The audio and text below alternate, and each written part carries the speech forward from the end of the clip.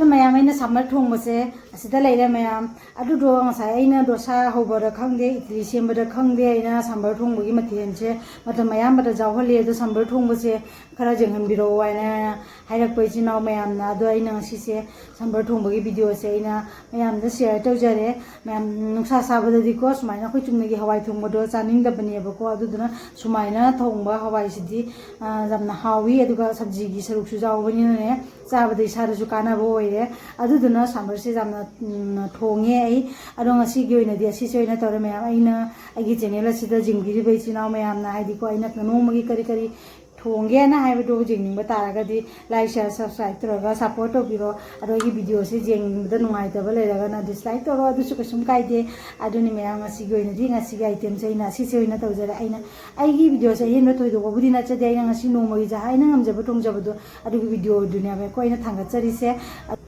ma'am sambar थोंबदीको अखोगी हंगाम मरुना हाना सोक तौयेबको अदो ngasiगी सांबर थोंजबसिदी हंगाम मरु जावहंदरे हाइदीको हंगाम मरु हापिसे मनम नुंसीनबगे ना हापनेबको अदुगा हंगाम मरु दुगी महुता अखोगी जनम से हापगा सांबर से थोंजबनेबको अदो मैम असिगा अहामरा सांबर दुगिने नाइना ओरहल हवाईदो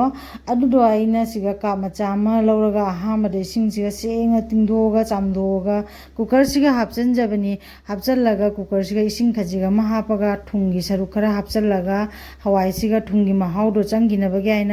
थुमसे खरा हापचनजरगा कुकर सिगा हाना कामदोकचरे अदो जामना मुन्ना कामदोकदो अदुदो नतेबको अखोगी मुनसुमुनबा अखोई तोयबसु तोयदबा दुगी चांगदो ओइनबगे हाइदना कुकर सिगा अनिरक अहुमलक कुंबा से कामदोकचरे कामदोगा से हवाई से उबदसु जुम खंगमनी फजना मुंद्री हाइबसे अदुगा सांबरसिदा हापकदबा सब्जी खरासु सिदा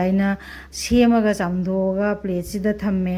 खामेनजु जावरे बीन्सु जावरे सेबोचु खरा जावरे अदुगा जेंदेमगी मचैदो अदो मनिखकसु जावरे गाजरसु जावरे असोमदसु टमाटर अदुगा गिदि टोमेटोसु लेरे सिगा मोरोक टेकपसु लेरे सिगा मरोई मचन खरासु लेरे अदो सोमदा हवाईदो कामबा लोयरगा असि कुकर से तेंदोगा से सब्जी से मुसिदा ngौथोकजरगेबा असिगा थाव से यामना हापा नतेबा थाव से खजिग हापगा तिलौ से खजिग हापगा सांबर सिदा हापदबा सब्जी सिंगदो सिदा कुकर सिगा हापगा ngaiha ngौथोकजरे ngौथोइसे यामना मुन्ना ngौसनबदो अदुदो नतेबको हाइफेतंग ngौबदुनियाबको हापदबा मचनसिंगदो लोइना मथंग मथंग हापचलगा ngaiha ngौरबा मतुंगदा ngasai फुटोगा थंबा हवाईदो अदुदो अमु असिगा हापिनरगा हापचलगा ngौमिन फुटमिनरगा अमुकमु कुकर से कामदोकनियाबको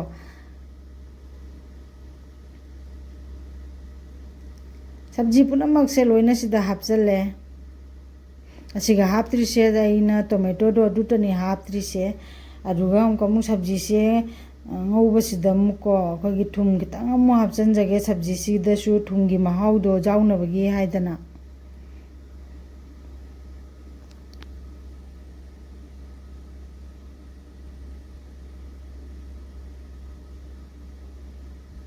थुमसिसु सिदा चाइसलसिको से खजिखक चाइसलगा खाबैसिना ओखाइजरे से ओखाइरबा मतुंगदा मुनद्रियबको सब्जी से कई मुनद्रिबनिको अदो हवाई कामदो थंबदो मु हापचनजरे हंजन्ना हापगा अमकम असिसे अखोगी ओखाइरगा अमुरक्तनी कामदोइसे कुकर सिदा जामना हंजन हंजना कामबदो अदुदो नतेबा अमुरक्तंग कामगा थांगददुइनी कुकर सिसु कामे अदुगा सोमदा से थांगदरगा खांग अमा थांगले खांग सिदा हिंजांग से सोक तौनबगी थौरांग तौरे से अहामदा अतोप्पा कांगुदी सिदा हवाई मरु हंगाम मरु हापनैको अदो इदि हंगाम मरु से हापरोय अहामदा अखोगी इलायची मपुम चौइदो मा हापे तेजपत्ता हापे मेथी हापे जीरा सु हापचल्ले सिदा अदुगा असिसे हाना ngौरगा असिगा जेनम से अखोई मितेगी जेनम से असिसे मन नुसीबसे हाउत्रनेको अदुदुनैना जेनम से हापदुना हंगाम मरु दो हापतरे hangam marudu hapchaluragadi jenamsigi mahaugi manamdo mangkhradara haidana aduduna aina kamung tilhaudu mu khara hapchalle tilhausi mu hapchala matungda ngayak punna ngauminnarage tilhausi haifetang mulakpa do adu phawba ngauminnaraga ai hojiksiga chanamdumu hapchalaniebako chanamse hapchalaba matungda mu singsimu haptuni singsiga chanamsiga punna hapchandre haidi ko singsi jamna kuina ngauradi hingjangsiga khachok toba ma changi haidana ado chanamsigu ngahak sumaina khabaisina okhairaga ngaya ngaure ngai hagaibu minute ammagumba ngaurumadra nira ohlo okhairaga khabaisina chanamse mule haiba kanduda amuk singsimu hapchalage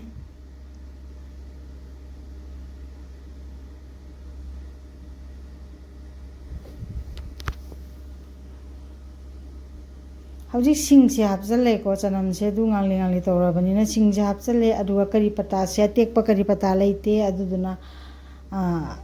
ꯑꯁꯪꯕꯁꯦ ꯀꯔꯤ ꯄꯇꯥꯅꯦꯕꯀꯣ powder ꯑꯣꯏꯅ ꯈꯔ ꯇꯣꯈꯥꯏꯔꯒ ꯊꯝꯕꯗꯨ ꯑꯣꯏꯅ ꯍꯥꯞꯆꯜꯂꯦ ꯑꯗꯨꯒ ꯈꯥꯕꯩꯁꯤꯅ ꯐꯖꯅ ꯈꯥꯡꯁꯤꯒ ꯑꯣꯠꯈꯥꯏꯖꯔꯦ ꯃꯔꯣꯏ ꯃꯔꯥꯡꯁꯦ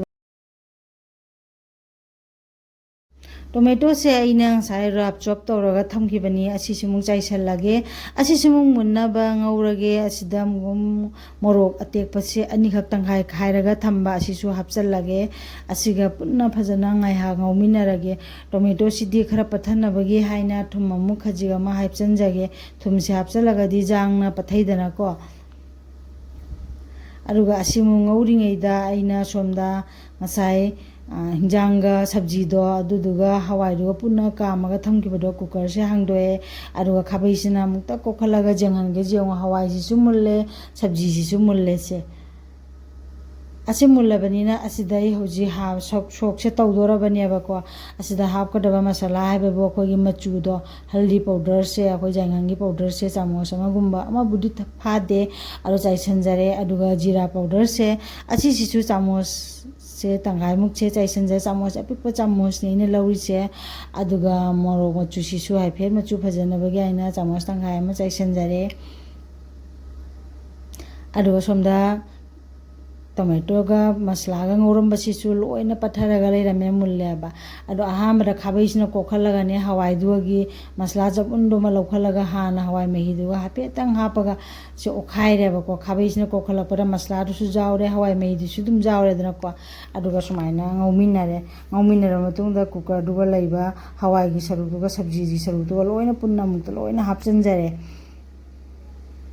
हापचलगा सुमाइना ngौरगा आइना हापचनगदबा इसिंगी महीगी लांगबगी चांगदो क्याम हापतुइनोइदोम कोम लोइना हापचलगा असे आइना सोक तौबसे लोइरे हुजी सोक से तौरबनिना अमकम हिंजांग से फजना अमता सौहनगिगे जामना कुइनदी सौहलरोइदबनि हिंजांगी सरुक्सि लोइना मुल्लबनिना अदो महीदी खतंग लांगतक तौबे मथौताइ सांबर राइसतबो मही लांगतक तौरगा हाविदना को अदुदुना आइना हापकदबा चांगी महीदो लोइना हापचले अदुगा सिगा लैरिसिना अखोइगी मंगेगी पेस्ट तुनेबको मंगेगी पेस्ट से जामनदी सिलहलरोइगे हाइदी टमाटो सु खरा हापख्रबनिना अदो मंगेगी पेस्ट खतंग लौरगा आइना चामचसिना इसिंसिगा फजना नैखाइरेबको नैखाइरगा सोमदा हिंजांग सौगलकपा हिंजांसिगा आइना हापचनदुइनेबको मंगे महीसे अखोगी सांबर थोंबसे अखोइ सिंतक ओइ असिनबगी सरुक्सिसु हाइफेट फंगबा अदुगा हाविनेबको ओलांग थाददी सिसि चाबदा जामना हावेबा सिंतक तौबसिनाने अखोइ चुमनगी हवाइ थोंबदो चाबदो अदुगा गेसिसिना हावबा हेलेबा अखोइ गेस फॉर्मसु ओइदेदनको हवाइ चारगा इसा लुम्बगी सरुक्तो ओइदेबा सिसे हिंजांग फजनसु सौगले अदुगा आइना मंगे महीदो नैरगा थंबदो अदुदुसु सिदा हापचलगे सौरबनिना मंगे महीसे हापबा मतुंगदा खाबैसिना हिंजांग सिगा फजना ओखाइजरे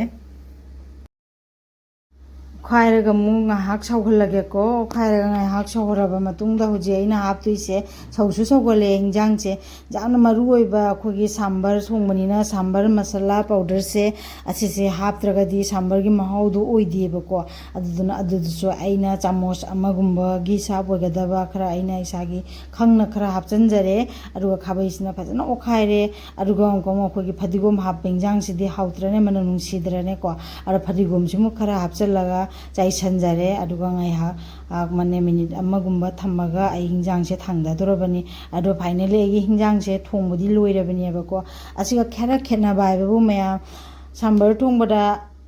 hangam maru hapado ai haptre karigino habada aina akhoi gi mitegi jenam do adudo hapaduna jenam gi mahau sidi hautrene ko